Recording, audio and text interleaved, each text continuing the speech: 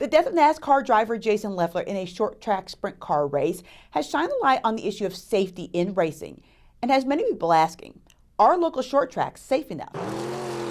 It's just another night of racing for the Haim brothers from Hoxie, and as always, safety is on their minds. I try to, keep up to date on the safest stuff, and we both use the Hans devices and stuff, which NASCAR's kind of brought along in the full containment seats and stuff like that.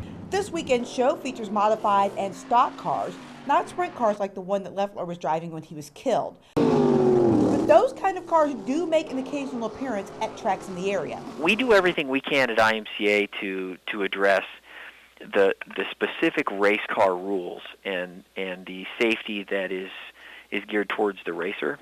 The International Motor Contest Association, or IMCA, sanctions races at nearly every track in the area.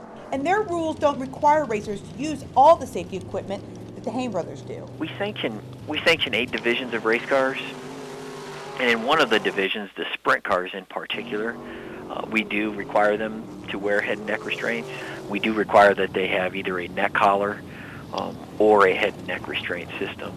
Root says the organization has a good record when it comes to safety, and he can't recall any racing-related deaths in Kansas at their tracks. We don't take any of it lightly. We do our best to try to put things in place that make sense for the racers. Try to be as safe as possible because, stuff obviously does happen and we're not just out there butting around.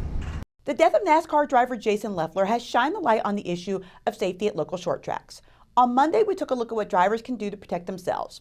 In part 2 of our report, we take a look at the tracks and what drivers say can or can't be done. From devices that restrain the driver's head and neck to foam barriers that slow down cars at impact, there are drivers who believe it's time for local short tracks to raise their safety levels to that of NASCAR's highest levels. I'm nervous for anyone that races at those levels because I know what happens if something goes wrong and those safety standards aren't there. But when it comes to making tracks safer, those who run them say not all tracks and not all cars are created equal. A lot of people want to compare this type of racing particularly to the stuff I watch on TV like NASCAR on Sundays.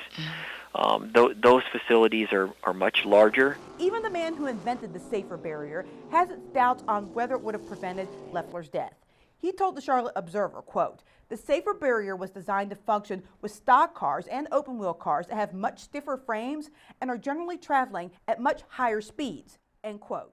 The safety standards weren't what caused the problem. So I'd be grateful if you guys would understand that what happened this week wasn't because somebody didn't do something right with a racetrack. At the end of the day, drivers say they know the risks, and they just have to do the best they can to keep themselves safe.